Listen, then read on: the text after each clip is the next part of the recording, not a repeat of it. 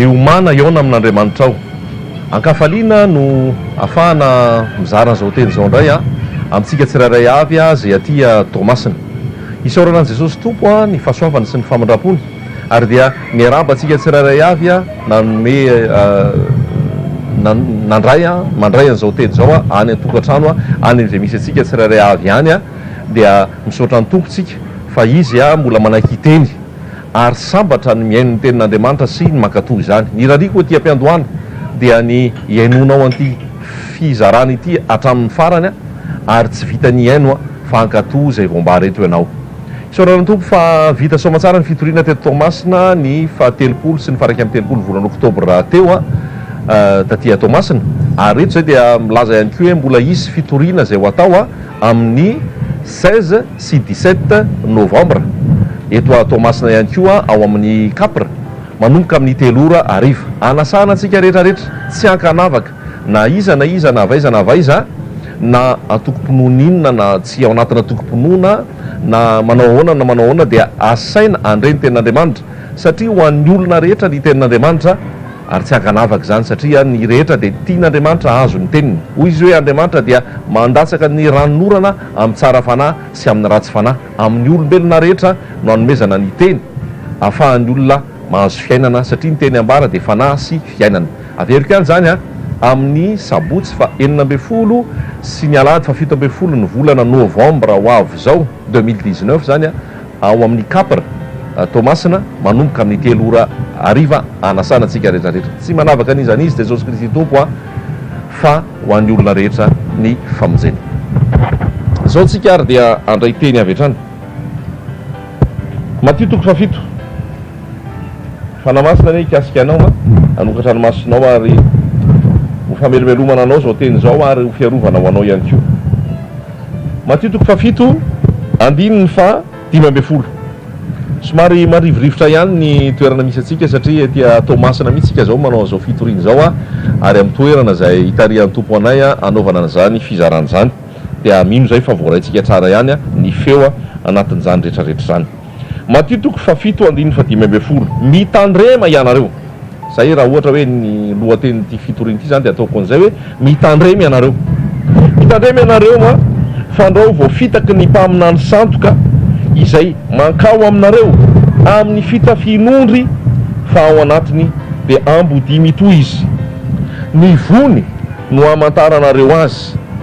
Manoto voaloboka amin'ny tsilo va ny olona na aviavy amin'ny songosongo dia toy izany ny azo tsara rehetra dia mamovo tsara fa ny azo ratsy rehetra dia mamovo ratsy.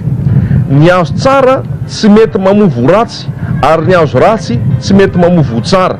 Ny azo rehetra izay tsy mamovo tsara dia ho kapaina ka tsipy any anaty afo ka dia ny vony no ahafantaranareo azy. Amen. Mitandrema ianareo fandrao voafitaky ny mpaminany santoka. Zao vaninandro iainantsika zao ry havana malala 12 sy 2 volana Oktobra dia hitantsika fa mirongatra ny mpaminany santoka etsy sy aroa. Faminaniana raha teo zany izay voalaza ny tenin'Andriamanitra arak'izay lazain'i Jesosy zay dia zao mahafinaritra be ilay fanambaran'i Jesosy satria raha mamaky an'io Matio 7 io tsika dia fony Jesosy mbola teto an-tany izy no nilazan'io. Zany hoe 2 arivo taona mahery-tany nefa raha miaino azy tsika amin'izao fotoana zao dia ohatrany hoe amin'izao mihitsy Jesosy no miteny azy. Halleloja. Mahafinaritra re zany tenin'Andriamanitra zany hoe lanitra sy ny tany ho levina ny teny tsy ho levina ary zay rehetrarehetra ambaran'i Jesosy dia fahamarinana avokoa. Zay ny mpaminany lehibe an' Jesosy Kristy hoe azo lazaina an'izay koa zany izy. Jesosy Kristy moa zany sady mpiandry tsara no mpaminany no apôstôly no mpampianatra no evanjelista ary izy no naminany nilaza ny zavatra isy aty aparany dia hoe tandremo fa ho avy ny mpaminany santoka. Io mpaminany santoka io dia miafiny izy io. Zay ny voalazany. Manao ahoana ny toetrany? Hita ety iverana izy dia ohatrany hoe ondry. Inona ny ondry? Malefaka, tsotra, tsy misy atahorana anazy, tena hoe mandray ny olona rehetrarehetra maneho fahatsorana sy maneho fahalemem-panahy zany. Ety ivelany zay. Fa zao ny nambarany ambody mitozo izy hoy Jesosy Kristy. inona indray nataony ambodi? Ny ambodi dia tsy mitady afa-tsy ny hinana, iaza ary amono. Toy izako amin'ilay tenin'Andriamanitra any amin'ny Jaona 7 zay hoe ny mpangalatra tsy avy raha tsy angalatra sy amono ary andringana. Zany hoe io mpaminany sandoka io hitanao any am-piangonana, any amin'ny trano fivavahana, toriteny eny an-dalana, manofa espasy, manofana toerana maro, manofa toerana maro isan-karazany. Tsy teny aminao mihitsy izy hoe izy ny mpaminany sandoka, fa arak'izay lazain'izay hoe mitafy volon'ondry fotsy izy, fa ny ao ambadika dia ambodiny toy izy. Zany hoe misy tetika ambadika zany ao, ary ny zavatra tiana atao dia zao amitaka. Ny zavatra tiana atao dia handroba, angalatra, anararoatra ny mpino. Ary zany ny zavatra misy amin'izao fotoana, zany ny zavatra misy eto Tomasina. Mahonena ary tena mahatonga anay hitsangana noho ny faneren'ny fanahy masina anay, izarany tenin'Andriamanitra manambara amintsika tsirairay avy hoe mitandremy ianareo ny amin'ny mpaminany sandoka zay mankeo aminareo izy mitafy volon'ondry fotsy fa ny ao anatiny dia ambodiny toy izy, ny ao anatiny dia ambodiny toy izy. Ry havana malala, vanim-potoana mila hitandremana zao, vanim-potoana mila hiambenana zao, fa tsy ny fivavahana rehetra dia Jesosy Kristy ilay tsisy kilemano ao, tsy ny antokom-pivavahana rehetra, ny fitoriana rehetra, ny asa fitoriana sy ny fotoam-piderana rehetra dia ho Jesosy daholo no ao, fa efa ambarany mihitsy hoe maro ny mpaminany sandoka, devoly tsy misy tandroka. Volazany tenin'Andriamanitra ny Korintianina any hoe ny devoly le ratsy dia mahay maka taka ny endriky ny mazava, taka ny anjeliny mazava. Hainao ny vola sandoka, ny vola sandoka tsy tonga dia hitanao hoe sandoka avy hatrany io, fa manakaikaiky ny tena izy, manakaikaiky ny tena izy mba hamitahana ny olona. Ary zay mahatonga tenin'Andriamanitra ny epistily ihany koa hoe milaza fitoriana, tomarina. Raha lazaina hoe tomarina mitoyany dia dika zay hoe tsy tena marina zany. Inona zavatra tena toriany ny mpaminany sandoka? Ny tena toriany ny mpaminany sandoka dia zao mampanantena fiadanana ho anao, milaza hoavy mamirapiratra sy mahafinaritra ho anao, milaza fa hanakarem-be ianao, hazo vola be. Ary misy mihitsy ny fitoriana zao dia hoe fitoriana filazantsara, fivorim-piangonana, seminaire. Dia zao ny lohahevitra hoe ahoana ny atao mba tena hazona vola be, fivorian'ny olona tsirairay avy anasanana zay rehetrarehetra mpandrara sy ny sisa. Ahoana ny atao hazona vola be, mampanantenanao tsisy fahoriana, tsisy ady, tsisy fitsapana, fa tena hoe fahasambarana eto tany. Zay no ambaran'ny mpaminany sandoka aminao. Fa rehefa mijery ianao ny filazantsara ny Jesosy Kristy, ampitahinao tsara amin'izay voasoratra ato amin'ny tenin'Andriamanitra, dia zao no lazain'i Jesosy Kristy hoe tsy mahay manompo an'Andriamanitra sy mamony ianareo, fa na Andriamanitra na ny vola ny tomponareo. Ny filazantsara ny Jesosy Kristy dia mitaona ny olona hibebaka marina, tsy voavoalohany. Eto amin'izao fitoriana miomana eo amin'Andriamanitra ao zao, mizarana antsika an'izany hoe ry havana malalo, aza dia sodoka amin'ny zavatry ny tany re, aza dia maika amin'ny materiel re, aza dia maika amin'ny zavatry ny tany eto re. Kolosianina 3:7 dia milaza tsara, raha niara-maty tamin'i Kristy ianareo dia saino ny zavatra any ambony. Raha niara-nalevina tamin'i Kristy ianareo ka niara-natsangana taminy dia saino ny zavatra any ambony, any amin'ny toeran'i Kristy, fa tsy ny zavatra ety an-tany. Hoy Jesosy Kristy rehefa tonga teto tany, mibebay ianareo fa akaiky ny fanjakan'Andriamanitra. Taloha ny natongavany Jesosy teto tany, nialo lalana azy, ilay nanamboatra ny lalan'i Jehova, tsy izy fa Jaona mpanao batisa. Rehefa nitory Jaona mpanao batisa dia hoe mibebay ianareo fa akaiky ny fanjakan'ny lanitra. Nitsangana tamin'ny maty Jesosy, niakatra ao an-danitra, nandasaka ny fanahy masina ho ampianatra tamin'ny andro Pentekosta. Ny tory-teny nataon'ny apôstôly feno fanahy tamin'izany fotoana dia hoy izy hoe mibebay ianareo hamonoana ny fahotanareo, areo ka samy atao batisa ho amin'ny anaran'i Jesosy Kristy Tompo. Izany ny votoaton'ny filazantsara. Raha ohatra ka milaza fa mpanompon'Andriamanitra, milaza fa hitory filazantsara, anabarany tenin'Andriamanitra aminao, ka tsy resaka aminao ny fibebahana, izay tsy maintsy idiranao mba hazonao famelan-keloka hitsara ny fahatezeran'Andriamanitra aminao, ary tonga ny anaranao voasoratra any an-danitra ho tonga zanak'Andriamanitra marina, dia tsy avy amin' Jesosy zany fa anisan'le mpaminany santoka izy. Ao amin'ny Jeremia 3:20, Ezekela 3:13, 5:10, dia tena manondro ny mpaminany santoka mihitsy Jehovah ray aho. Ianareo mpaminany santoka dia miteny amin'ny olona hoe fiadanana, ianareo mpaminany santoka dia miteny amin'ny olona hoe miadana sy finaritra, tsisy lozan-jo anareo, ho tahiny ianareo, tiany ray anareo, kanefa ny fiainany dia ao anaty lolo-po, ny fiainany dia ao anaty kolikoly, ny fiainany dia ao anaty langy, ao anaty risoriso, ao anaty alatra sy ny maro samihafa. Tsy ambaranareo azy fa hitondrana azy any amin'ny fahaverezany izao toetrany sy ny fomba fanaony zao raha tsy mibebaka izy. Fa raha manome vola izy dia tsofinareo rano izy ny tenin'Andriamanitra.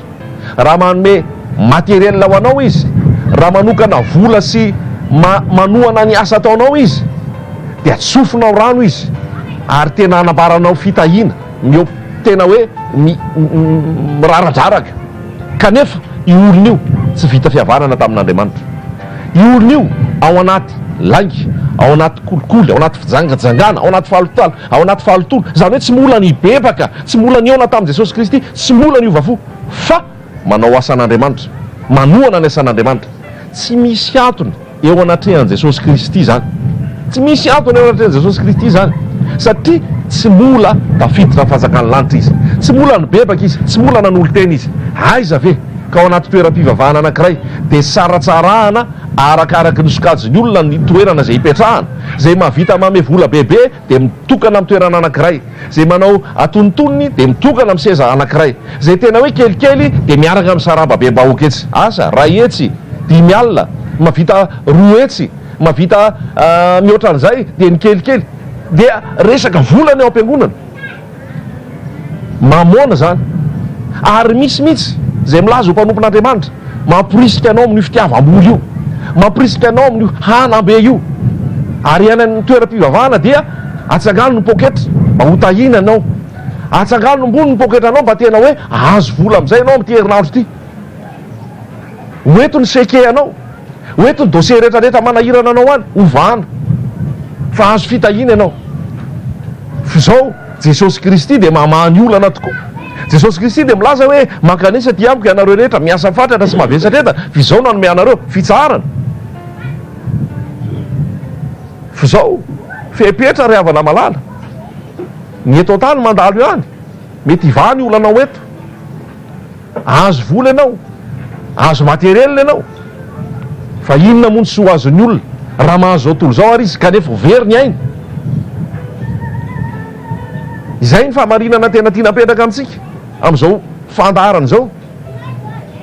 Ka atsao ny fanjakan'Andriamanitra ny tsy fahamarinany dia anampy anareo ny zavatra rehetra. Zany hoe ny zava-dehibe dia zao, vita fihavanana amin'Andriamanitra ve ianao? Efa nahazo antoka ny amin'ny famonjena ve ianao? Tsy fantatrao ne ny ora ialanao eto tany. Tsisy tompony aintsika rehetrarehetra, tsisy tompony aintsika rehetrarehetra, fa firy amin'ny mpanompon'Andriamanitra zay milaza azy ho mpanompon'Andriamanitra no mampiomana ny olona hoe raha hiala eto amin'izao tontolo izao ity efa voaomana ve ny any ankoatra hoe tafiditra ny fiainana mandrakizay vita fihavanana amin'Andriamanitra. Fa raha tsy vita fihavanana amin'Andriamanitra ianao tamin'ny alalan'ny fibebahana sy ny fametrahanao fitokisana 100 isan-jato amin'i Jesosy Kristy Tompo, fanekenao ny rano anadio anamasina namarina anao, ka anao asa fitoriana ianao, hanohana ny asa ianao, hiditra am-piangonana ianao, hanohana ny mpanompon'Andriamanitra ianao, tsy misy lazany eo anaten'Andriamanitra zany, ary tsy hanokatra ny varavarany lanitra ho anao zany. Averiko amintsika ihany zany rehetrarehetra zany. Ny fanambarana mipetraka amintsika, tiana zaraina amintsika dia zao: ho avy Jesosy Kristy eny amin'ny raony lanitra. Vonona ve ianao? Vonona ve ianao? Ny olona mpakarin' Jesosy Kristy eny amin'ny raony lanitra dia ireo olona nibebaka marina, ireo olona niala tamin'ny ratsy sy fanaony, ireo olona nanaiky ny famonjena nataon'i Jesosy Kristy tamin'ny nanavotany azy teo amin'ny azy fijaliana, ka nino fa ny ran'i Jesosy manadio azy ho afaka amin'ny tsy fahamarinana rehetra, ary nino ny fitsanganan'i Jesosy Kristy tamaty ka nandray ny herin'ny fitsanganana, ka tsy andevo ny fahotana intsony eto tany, tsy andevo ny nofo intsony eto tany, lasa halany ny fijangajangana, halany zany resaka deuxième bureau zany, lasa halany zany mamitaka olony zany, halany langy, halany kolikoly, halany risoriso, halany hoe tsy mamela heloka sy manisy lolopo, lasa halany zany satria tsy toetra nintsony zany fa efa nivonona teo amin'ny azo fijaliana, efa niara-nalevona tamin'i Jesosy ary nitsangana olombavao amin'i Jesosy izy. Ny ambaranay aminao amin'izao miomana eo amin'Andriamanitra zao tsy manambara olombelona aminao zay ho mpamonjy sy mpanalalana sy hitondra fitahiana ho anao, tsy hanambara toko-pivavahana aminao zay, fa hanambaran' Jesosy Kristy hanitokana afaka hamono ny fahotanao, afaka anao amin'ny fahatezerana ho avy ary afaka amela ny elokao, hanasitrana ny aretinao, ampitsahatra ny ranomasonao ary anoratra ny anaranao voasoratra any an-danitra mba tsy ho fahavalon'Andriamanitra intsony ianao amin'ny alalan'ny inona? Tsy amin'ny alalan'ny vola be atolotra, tsy amin'ny alalan'ny fanohanana ny asan'Andriamanitra, tsy amin'ny alalan'ny fahafolo-karena, tsy amin'ny alalan'ny fidirana mpanompo ao anaty sampana maro isan-karazany, fa amin'ny alalan'ny fibebahana, fialana amin'ny ratsy, tsy fiverenana amin'izany intsony, amin'ny alalan'ny fanolora-tena marina an Jesosy Kristy ao am-po amin'ny vavaka ataonao, mametraka fitokisana tanteraka aminy, ny finoana no mahavonjy.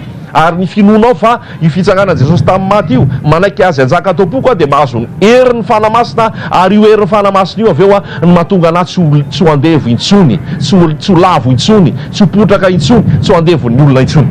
Halleloja! Mitandremy ianareo amin'ny mpaminany santoka zay tonga eo aminareo amin'ny fitafiana tahaka ny volon'ondry fotsy, fa ao ambadika dia ambodimy to izy, niaka ny volanao, niaka ny herenanao, niaka ny fanananao, niaka ny fitaovanao, ny androbanao, ny amitakanao, ny anararoatranao ny zavatra ataony.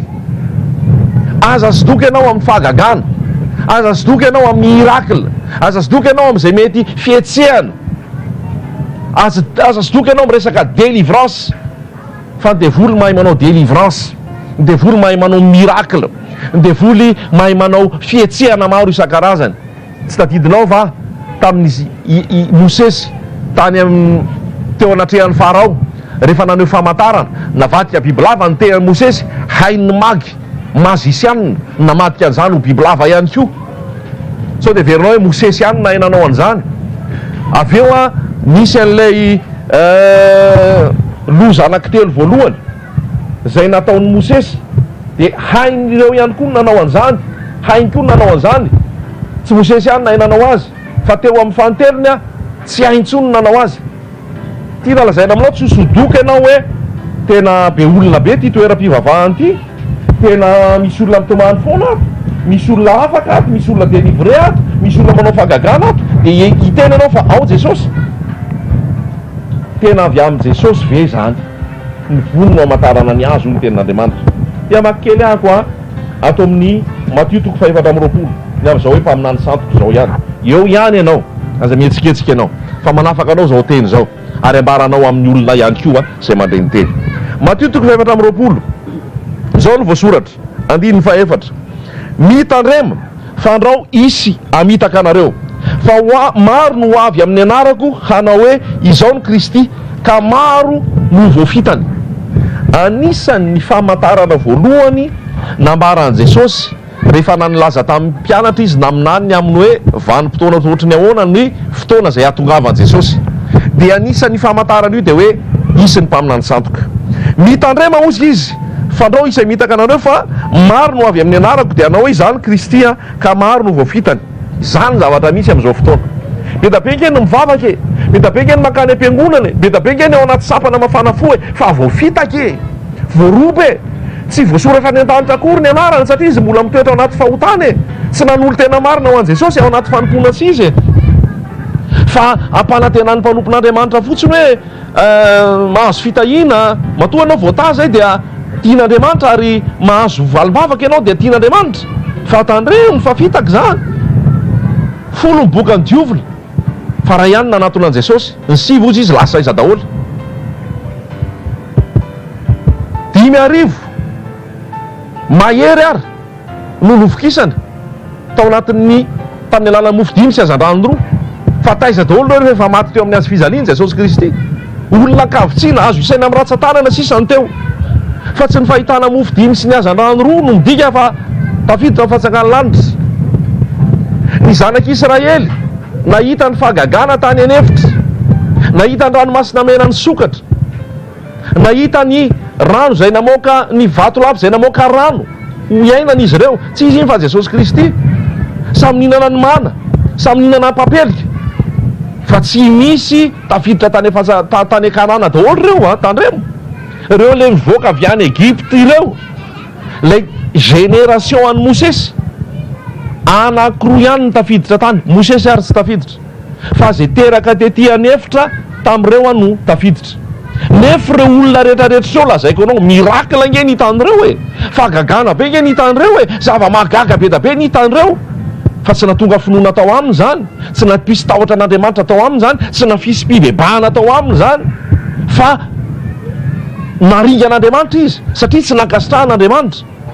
Dia Josoa sy Kaleba ihany no tafiditra tany amin'ny tany Kanana, satria reo no nanana fotaka an'Andriamanitra, reo no natoky an'Andriamanitra, reo no niandry an'Andriamanitra.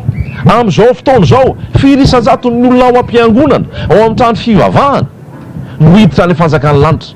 Samy mandray toroteny reo, samy mahazo fanasana reo, samy mahita fahagagana reo, samy mahazo délivrance reo, sady mahazo valim-bavaka reo. Zao raha tsy mibebaka reo, raha tsy nanolo tena ho an' Jesosy reo, ry pastera sy ry bisopy sy ry mpitoroteny malala, raha tsy tao aminao amin'ny fibebahany reo, hadinina aminao ny ranyreo. Sao ianao tsy tafiditra, ny olona torianao koa dia tsy ho tafiditra. Jamba amin'ny fampitatana hoy ny tenin'Andriamanitra, ho aiza ny afarany? Any amin'ny fahaveresany, any amin'ny fahaveresany. Fa ny antoka hidiranao fanjakan'ny lanitra dia ny fandolianao amin'ny azo fijaliana, ny fibebahanao, ny fanoloran-tenanao marina ho an' Jesosy, fandraisanao ny fanamasina, fanavaozana. Raha misy olona ao amin'ny Kristy dia olom-baovao izy, lasa ny zavatra taloha, indro tonga vaovao ireo. Raha misy olona tsy ao amin'ny pastera, tsy hoe ao amin'ny apôtra, tsy hoe ao amin'ny bisopy, tsy ao amin'ilay lehilahin'Andriamanitra, le mpaminany vavin'Andriamanitra, olona ihany reny, no famandray ihany reny, tsy reny no nombona teo amin'ny azo fijaliana ka nandatsaka ny rano ho famonjenanao. Kanefa misy dia manompo mihitsy, misy dia manao an'ireny ho Andriamanitra mihitsy, ary misy koa moa reny ny tena hoe mandrahona, mampitahotra, manandevo, mampanompo olona, ary milaza fa ny anomponao anahy dia atonga anao azo fitahiana, manambaka, lasa mampiasa fotsiny fananan'ny mpino, lasa tsy mandroba mpananan'ny mpino, lasa manararoatra ny mpananan'ny mpino, ary ny mpino anatin'ny tahotra dia tsy sambotroatra. Fa hoe lehilahin'Andriamanitra iny ka raha manozina dia tena ho tratran'ny ozina, hoy ny tenin'Andriamanitra any amin'ny obolana toko 220. Ny ozina amin'lefa amin'ny tsy amin'ny antony dia tsy ambininy, tsy anan-kery zany, tsy anan-kery zany. Raha tena manana an' Jesosy Kristy ianao, rakofan'ny volon'elan'i Jesosy ianao, rakofan'ny fahasoavan'i Jesosy ianao, tsy anan-kery aminao ny fanozonana sy teny ratsy rehetrarehetra lefa ny olona, satria efa ambany fiaren'ny avo indrindra ianao, monina ambany aloko ny tsy toko. Tandremo fa ho voafitaka ianao, tandremo mba ho voafitaka ianao, fa maro no avy aminany santoka ary ilaza famitahana. Zao koa no voasoratra ato anatin'ny Matthieu 7:20 any, 1:20. Ary isy mpaminany santoka maro hitsangana ka amitaka ny maro. Isy mpaminany santoka maro hitsangana ka amitaka ny maro. Eto Madagasikara edabe mpaminany santoka. Misy mony avy eto manafatra indray ny avy any Afrika maro toerana isan-karazany any, any Europa sy ny maro isan-karazany any, tondra fanahy hafahafa rehetrarehetra eto, tondra fanahin'ny hakamona, tsy mety hiasa fa te azo miracle fotsiny. Hoy ny tenin'Andriamanitra, hoy Paul matsen'ny mponina tao Tesalonika ny mpino, zay tsy miasa aoka izy tsy hinana. Raha napetraka tao amin'ny Saedena Adama dia tsaroa fa nisy andraikitra napetraka taminy tao izy ny jardinier voalohany, ny andraikitra ny fikolokoloana ny zaridaina, ny andraikitra ny fanomezana anarana ny biby, nomena andraikitra nasaina ny asa. Amin'izao fotoana vavaka maraina, vavaka eny antenatenany, vavaka amin'ny atoandro, vavaka amin'ny hariva, vavaka amin'ny alina, tsisy afa-tsy vavaka, makany amin'ny toeram-pivavahana, manao asa fampona, manao asa fitoriana. Tsy ratsy tompoko ny vavaka, sao dia verinao hoe tsy ankasitrahako zany, tsy ratsy ny manao fitoriana, zao tariny fanamasina ve. Misy ne tena hoe atao hitadiavam-bola fotsiny io asa io e. Misy ne tena hoe kamo hiasa amin'ny asa any brosy asa dia mahay miteny, manamanana fahaizana mandresy lahatra amin'ny teny, amin'ny fomba fiakanjo, amin'ny fomba fietsika, dia mieritreritra hoe tena ataoko azy ty, fa Jesosy tsy nanendry azy, Jesosy tsy naniraka azy. dia tsy miasa ary dia be da be koa tsy miasa fa kamo be fotsiny dia milaza hoe miandro fitahian'Andriamanitra fotsiny ozy le rahalahako zay hoe mana tany anefitra 7 taona ihany fa aveo tsisy mana ntsony tao aorianan'izay ary hoy ten'Andriamanitra koa amintsika hoe zay tsy miasa ok izy tsinany hitantsika Paul rehefa nitory teny dia ozy izy hoe tsy naka ny volamena anareo zay na naka ny vola fotsiny anareo na naka ny akanjo anareo fa ny tananay ozy miasa miaraka tamin'ny mpiara-miasa aminay mba hivelomanay zay rehetrarehetra miaraka miasa aminay fa misy aminao ampaminany sandoka dia tsy manao ninina fa haka volan'olona fotsiny haka ny fananan'olona fotsiny hary ianao koa matoa misy reny dia ianao manao client ianao zany lasa misy clientelisme le izy ianao tsy mety hibebaka ianao tsy mety handray ny famonjena ianao tsy mety hiova fo ianao tsy mety handray an Jesosy fa ianao te azo fiadanana sy fifaliana eto tany dia mampetipety anao le izy dia lasa business le izy fa za tena te hiteny anao noho ny fitiavako an Jesosy ny anavarako an'izao teny izao ary noho ny fitiavako anao ihany koa mbola fotoana mamety zao ny hibebahana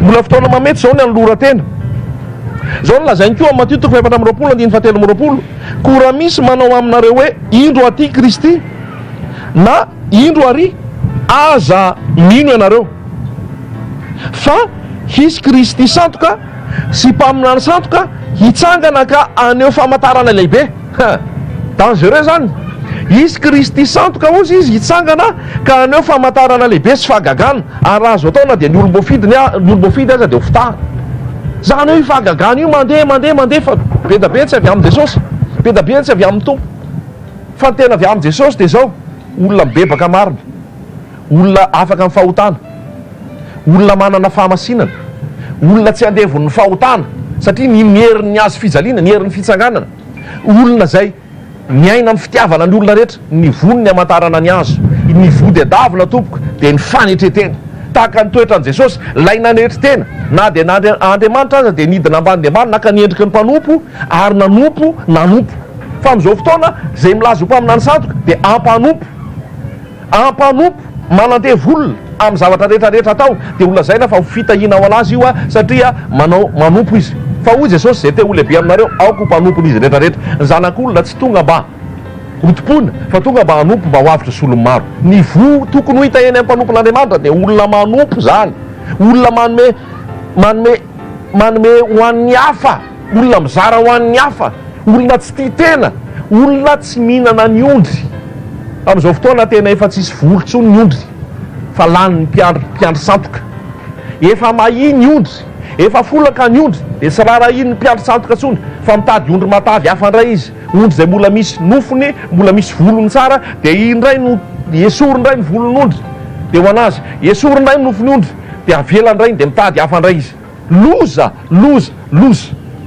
tandremo zany ry havana ary zay tsy hanambaraina anao olombelona zay tsy hanambaraina anao atoko-pivavahana fa zao no lazaiko anao mivavaha ao an-tranonao ianao kosa rehefa mivavaka mivavaha amin'ny efitranao mangingina raha amin'ny toeram-pivavahana andresahako anao teo misy anao karazana ohatr'ireny dia zao no teneniko anao raha te havonjy ny ainao ianao aza mila sitraka aman'olona fa Jesosy maty teo amin'ny azo fijaliana ho anao mivoata ao Babilôna mivoata ao fanompona tsy izy mivoata eo antosiro ny mpaminany sandoka antosiro ny ambodimy tavolon'ondry kanefa dia ambodimy to manaova tokotrakatoka mihitsy dia mandehana mitsoka fa Jesosy Kristy no ambarako aminao izao no vavahady ozy raha izany hidiran'ny olona dia azo hoanina izy hiditra sy hivoaka izy ka azo hoanina ny vavahady atolotro anao Jesosy Kristy no anarany izao izy no mpiandry tsara ny mpiandry tsara manolotra ny aina monjy ny ondriny ary ny pikarama rehefa mahita ny loza dia mandeha mitsoka satria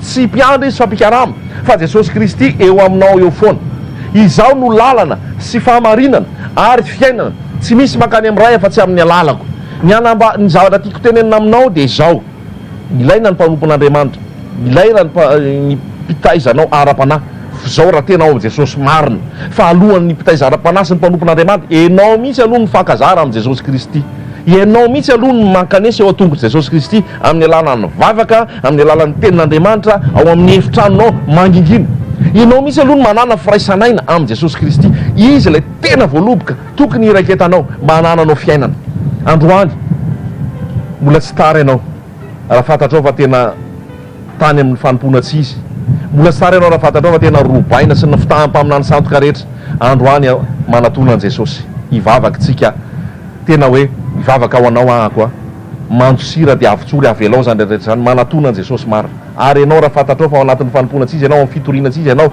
ka fantatrao fa tamin'ny tsy fahalalana nanaovanao an'ireny fitoriana sy fomba fampianarana olo reny ka fantatrao marina zao afaka miverina marina ianao ary miverina fampianarana tena izy ho an'izay miziriziry Jesosy a hamalany tsirairay avy fa dia tena matsiaro anao ambavaka ary dia averiko hoe amin'ny alahady sabotsy sy alahady a sabotsy 16 novembre sy alahady 17 novembre 2019 a amin'ny 3 ora ao amin'ny Kapra dia misy fitoriana ho ataonay tsy misy vidim-pidirana tsy misy rakitra tsy misy resaka fafolo-karena tsy misy valopy zaraina anomenana zany zay foy a tsy misy resaka exigence tenue correcte fa ny fahadiovanam-ponao ny etaetam-panahinao a no tiany Jesosy dia ny fahasoavana ane ho an'ny olona kasitrahana ary raiso amin'ny fitiavana ny teny zay nafafy mba ho famonjena ho antsika tsirairay avy ho an' Jesosy ny voninahitra mandra-pioana andray tompo.